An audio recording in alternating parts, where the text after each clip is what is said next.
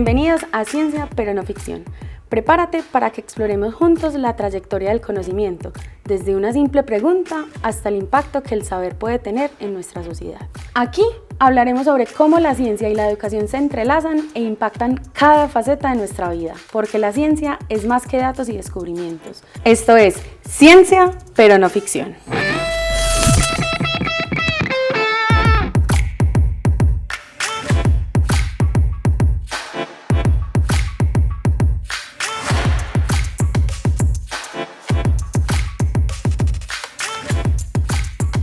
Bienvenidos a un nuevo capítulo de Ciencia pero no ficción en la temporada 2. Hoy nos está acompañando Cristian Díaz. Cris, bienvenido, mil gracias por aceptar esta invitación. Contémosles qué haces en EAFIT, cuánto tiempo llevas, tus áreas de conocimiento. Bueno, muchas gracias. Mi nombre es Cristian Andrés Díaz León. Soy ingeniero biomédico. Tengo maestría y doctorado en temas de computación, pero en el área de computación lo que más me atrae es el uso de la computación para realidad virtual y eso cómo impacta al ser humano. Y casi todas las investigaciones, ya sean en campos de la salud o en otros campos, han sido relacionados con esos temas. En EAFIT llevo ya como desde el 2005. Aquí hice toda mi carrera de posgrados, maestría, doctorado, con becas del gobierno, con becas internas. Y pues estuve trabajando en proyectos de investigación como hasta el 2019. En eso es una alianza que era Syndesign, que era entre varios actores, incluyendo AFIT. Y ya en el 2019 entro como a una convocatoria para ser profe de planta en la Escuela de Artes y Humanidades con un pregrado nuevo que se llama Diseño Interactivo y ya empiezo a ser parte de la planta docente y ahí continúo pues ya como profe en temas de innovación, investigación, docencia, extensión, en todo. Súper interesante, un ingeniero biomédico en la Escuela de Artes y Humanidades, y eso de hecho ha sido un valor muy interesante en los procesos que hemos estado trabajando juntos. Para que nos vamos adentrando más como al proceso de transferencia tecnológica, contémosles de qué se trata la tecnología que hoy nos une en esta conversación. Bueno, digamos que mi pasión desde hace un tiempo siempre ha sido cómo el ser humano recrea el pasado, las memorias, y dentro de todas esas teorías cognitivas o de cómo funciona el cerebro está que nosotros creamos una simulación. Entonces cuando uno va caminando por ahí se huele como algo que lo transporta a otro país y puff, tú tienes como hace la imagen. disocias y te vas y vuelves en un segundo. Eso es como en teoría un mecanismo de simulación que tenemos para poder recordar y eso funciona para muchas cosas. Entonces la forma digital que tenemos para hacer eso es la realidad virtual en este momento o las tecnologías inmersivas.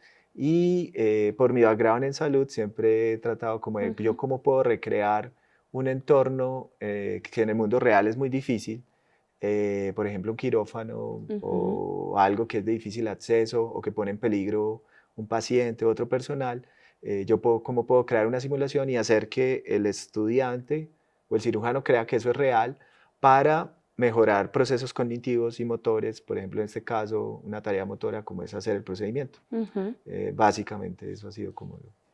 ¿Cómo, obviamente es juntando el conocimiento que tienes y demás, pero para hacer realidad ese escenario virtual, pues, o este quirófano virtual que mencionas, ¿quiénes han hecho parte de ese proceso de creación? Bueno, digamos que en estos temas de salud desde hace mucho tiempo, pues y a mí me encanta tener como un equipo muy interdisciplinar. Por eso soy ingeniero, trabajo con salud, ahora trabajo con personas de humanidades. Entonces es como tener como todos esos perfiles y esos perfiles empiezan a tributar para poder crear, en este caso, una experiencia que recree el quirófano, ¿cierto? Entonces, ¿quién mejor que un médico, un cirujano, para recrear un quirófano? Pero también, ¿quién mejor, no un cirujano, sino otra persona que no esté ahí para romper el status quo de que, es que el quirófano es así, sino otro observador que se da cuenta de otras cosas, como estudiantes, profes que van a quirófano, observan, y entre todos, a través de ese proceso de observación, cómo hacen el procedimiento ellos en un paciente, qué utilizan, qué no, ver qué es lo realmente importante que hay que simular para poder entrenar un procedimiento médico que ellos, digamos, es muy difícil entrenar un quirófano real. Súper. Aquí es como que hablamos mucho, ya mencionaste estudiantes, pero como ese poder de las conexiones o como de generar un ecosistema que me decías ahora fuera de cámaras. ¿Cómo un estudiante participa en estos procesos? O contanos qué características o qué habilidades desarrollan cuando empiezan a trabajar con los profes en estos procesos, no solo de investigación, sino también los retos que trae cuando queremos llevar ese resultado al mercado. Bueno, digamos que el proceso que yo utilizo pues está muy orientado casi siempre a los cursos que doy. Entonces digamos que los Ok. cursos que uno da en pregrado son como el entorno que uno ve para ver algunos estudiantes que se sobresalen por algunas características, no porque sean los mejores, sino porque tienen ciertas características que son muy buenos para estos Que se procesos. adaptan a este proceso. En este caso, por ejemplo, la curiosidad. Ok. Para mí la curiosidad y la disciplina son dos características muy importantes en los procesos de investigación e innovación. Ujú. Entonces, cuando uno ve que un estudiante quiere más y el curso no le puede dar más porque el curso tiene como ciertos planteamientos desde los objetivos, entonces uno dice, este estudiante está listo para un semillero o para un proyecto que, digamos, un proyecto de alistamiento comercial, un proyecto de investigación, donde ellos puedan participar y ahí, digamos, de alguna manera empieza como un proceso para irlos entrenando y puliendo para esas actividades, ¿cierto? Entonces ahí lo que hacemos, pues yo me doy muy a la tarea de tratar de entender al estudiante cuáles son, qué es lo que quiere, qué es lo que hace, qué es lo que le Ujú. gusta, inclusive un poquito su contexto alrededor, para irlo motivando. Es como una especie de mentoría que hoy en Ujú. día pues se da mucho en investigación, es como eso lo, digamos, lo he aprendido mucho de salud, porque trabajo mucho con gente de salud, de una mentoría uno a uno, de irlo llevando hasta donde uno se imagina que puede llegar esa persona, ¿cierto? Entonces Ujú. eso es como más o menos el proceso que se da con el estudiante. Algunos se apasionan por estos temas, otros no. Entonces es como todo, ¿cierto? Como ellos Que hace se parte van del dando. proceso. Ahí es muy importante lo que resaltas, Cris, y es que como que normalmente en estos procesos de investigación solemos asociar es a los estudiantes de posgrado, pero acá también da cuenta de la posibilidad o las oportunidades que tienen los estudiantes de pregrado y de empezar su carrera investigativa que quizás termine en procesos de innovación desde un semillero. Pues como que aquí también me parece muy importante resaltar que para estos procesos de transferencia generar ese equipo de trabajo, no solo con los aliados técnicos, sino también esas personas que nos ayudan a llevar a cabo los resultados es muy valioso y que no discrimina como de nivel de formación. Entonces ahí también me parece muy importante este proceso que has vivido. Cuando nosotros actualmente pues tenemos ya una relación con un licenciatario, con una persona que se interesó en uno de los escenarios, una empresa con la que hemos venido trabajando ya hace unos 3 años, yo creo más o menos. Me gustaría que les contaras cómo ha sido ese proceso, porque contigo tenemos o hemos vivido varios procesos y este ha sido como el más, digamos, exitoso de cara a la transferencia. Que les contemos cómo ha sido ese trabajo con el aliado, qué retos has vivido ahí, cómo ha sido como esa conexión. Vale, pues hay que arrancar que, digamos, en los procesos que trabajamos nosotros de investigación e innovación, casi siempre se trata de ir al proceso de observación en campo, es Ujú. decir, de tratar de ver que estamos trabajando con algo que realmente es una necesidad Ujú. y que realmente es relevante, ¿cierto?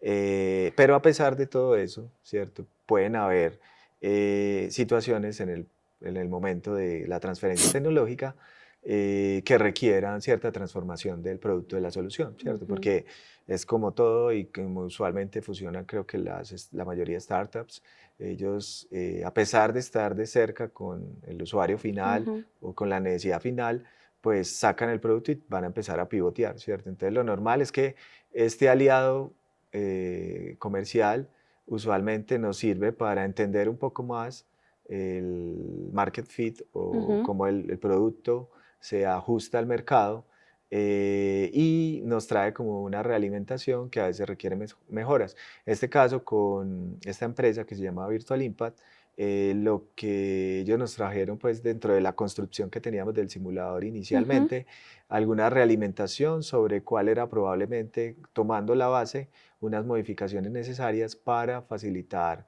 que se pudiera proporcionar un servicio a través de ese producto. Entonces, a partir de eso, pues empezamos como un proceso de modificación del producto o servicio para que tuviera una mejor adaptación al mercado. Y no significa en ningún momento como que estemos renunciando al Ujú. espíritu, a la esencia de investigación que llevó al producto, que sufrió como ese proceso de transferencia, sino realmente es como ese producto, teniendo parte de su esencia, se logra llevar a lo que realmente el mercado requiere a través de lo que nos está comunicando a quien le estamos licenciando, ¿cierto?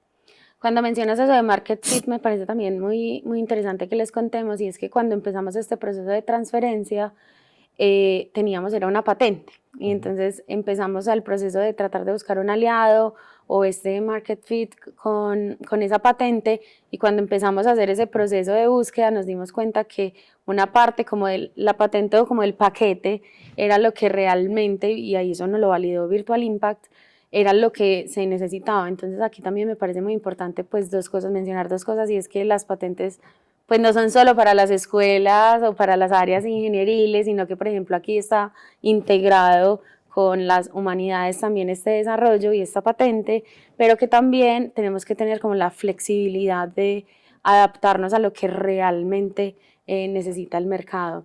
De cara a este proceso de la comercialización, ya hablamos de un reto que es el tema de modificar el resultado. ¿Qué otros retos has vivido tú como investigadora a la hora de enfrentarte como de ir allá al mercado, de hablar con otras áreas de conocimiento? Contanos un poquito sobre esos retos.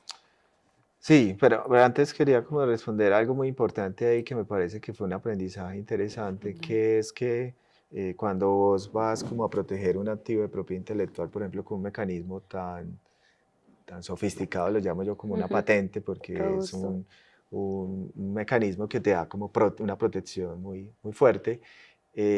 Algo fundamental es como no piensas solo como en la solución que tienes, sino que la amplías mucho más, Ujú. precisamente porque cuando vas a salir a campo y empiezas a probar con los usuarios o los clientes finales, ese producto que tenías contemplado va a empezar a transformarse.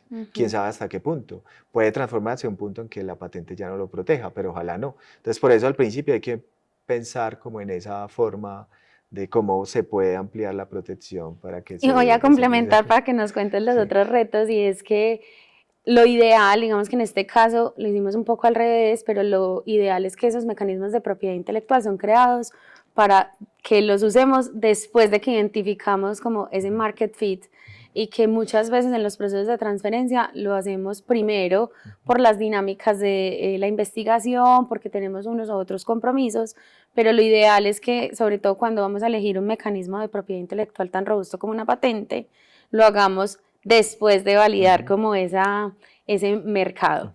Pero sí me parece muy valioso ese aprendizaje que ujú. lo hemos vivido, de hecho, con varias tecnologías. Pero retomando ahí para que no se nos quede la pregunta que te hice, y es, ¿qué otros retos has vivido en este proceso de transferencia? Sí, no, yo creo que un reto muy importante, sobre todo de los profesores que estamos de este otro lado y no deberíamos estar de este lado, sino de todos los lados, es como entender que lo que uno está desarrollando, a pesar de que uno le tiene mucho aprecio, Ujú. tiene que sufrir transformaciones, ¿cierto? Y tiene que modificarse y ser muy abierto en la forma en que debe cambiar para realmente tener un impacto, porque al final de cuentas uno no está creando esto para que se quede como en un artículo, ¿Verdad? o por lo menos algunos profes que tienen ese espíritu, sino pues realmente tenga un impacto pues para quien lo creo, en el caso mío, para las personas que están trabajando en salud. Entonces, tener como esa perspectiva y también cuando trabajas con un equipo muy interdisciplinar, Ujú. también vas a tener diferencias y Claro, conciliar total. esas diferencias, no solo de personas, estoy hablando, sino también de organizaciones, Ujú. que usualmente pues cuando hay tantos campos involucrados, también hay varias organizaciones involucradas, también conciliar como esas perspectivas que pueden romper lo que creía cada uno que era la esencia de lo que estás creando, puede ser complicado, ¿cierto? Entonces manejar esa conciliación entre todos. Esas es difícil, conversaciones sí. difíciles. Ujú. Que también ahí, pues me parece muy interesante con lo que mencionas, Cris, y es que eh, también está bien como que no lleguemos a acuerdos. Lo importante es tener esa conversación difícil y dar el paso para que sigamos como los caminos, porque muchas veces los caminos que consideremos pues que son los de mayor interés para cada institución, pero siento que muchas veces es como que tenemos como un tabú de que si no llegamos a ese acuerdo, entonces es mejor como quedarnos en silencio y que parte de la, pues como de la dinámica de estos procesos también es que empezamos a encontrar respuestas y está bien divorciarnos, como digo yo, pues como coloquialmente y que cada cual siga como su camino, que de hecho pues han sido como parte de tu experiencia. Cris, vos has tenido como muchos procesos con nosotros. Sé que, pues ya no lo dijiste, que una de las motivaciones es el tema de la transformación, que eso no se nos quede guardado, pero ¿qué te mantiene aquí adicional a ver ese impacto de no tirar la toalla? Porque es que hemos tenido muchos procesos y has estado con nosotros aprendiendo con nosotros. ¿Qué es esa otra motivación que dice, yo voy a seguir intentando a ver por dónde es que es? Ujú. No, yo creo que pues los que trabajan en estos temas de innovación y desarrollo es como algo pues muy normal tener Ujú. que probar muchas formas, ¿cierto? Y tratar de experimentar diferentes alternativas, como tú dices, pues digamos que yo ojalá en algún momento tenga, pues es como parte de lo que aspiro, una compañía o algo que realmente eh, logre como el impacto que yo quiero, pero en ese camino pues me he dado cuenta de muchas cosas, ¿cierto? Ujú. Entonces es también como no solo tener eso, sino de qué manera lo quiero tener o llegar allá y sobre qué temas en específico, que es como algo que uno va experimentando y se va dando cuenta en el camino. Pero básicamente es como un camino no solo de descubrimiento de las organizaciones, de Ujú. las personas con las que trabajas, de dónde estás, sino también de descubrimiento de ti mismo en ese campo, Propio. ¿cierto? Un Ujú. descubrimiento propio para ver realmente qué es lo que quieres, porque en un camino que tiene tantos obstáculos, que sí, tiene varios Ujú. obstáculos y no es malo, yo creo que así son los caminos buenos, al final de cuentas, qué tanto te gusta ese camino es el que te hace intentarlo, intentarlo, intentarlo. Entonces, no es como elegir como un camino porque quiero ese resultado, sino cuál es el camino que realmente te apasiona para Ujú. intentarlo muchas veces, ¿cierto? Y en ese camino yo creo que algo, una cosa particular, a mí, no sé, algo que he descubierto, me encanta enredar a los estudiantes con estos temas, que se apasionen, que también se metan por ahí. Inclusive este semestre estoy muy feliz porque una chica que escogió ese camino Ujú. va a hacer práctica en el MIT, entonces ya los conectamos con eso. Entonces son como las dinámicas que se empiezan a generar y que ellos se apasionen y que como que verles la cara cuando abren, pues cuando estaban como detrás de un muro y ven otra cosa nueva, y dicen como, ah, y los vas como mostrándoles caminos que no conocían y vas viendo cómo crecen, entonces eso es como algo Eso que me también. parece que es muy chévere, muy bacano. Y lo otro es también, pues, como puedes como abrir campo en conocimiento nuevo, en tecnologías nuevas. En Ujú. mi caso, cómo puedes impactar eso en el ser humano, en temas de salud y otros aspectos, es como algo también que me parece súper interesante. Entonces son como dos cosas que me motivan a seguirle intentando, pero es porque hacen parte de ese camino que ya escogí y es el que me gusta y me apasiona. Literal, el Ujú, aprendizaje experiencial. ujú, Cris, agradecerte por aceptar esta invitación, por arriesgarte y seguir persistiendo en este proceso. Hoy estamos hablando de un licenciamiento, pero estoy segura que próximamente te volveremos a tener aquí para que cuentes la experiencia como emprendedor científico. ujú. Y a ustedes agradecerles también por acompañarnos en este episodio. Esperamos verlos en un nuevo capítulo.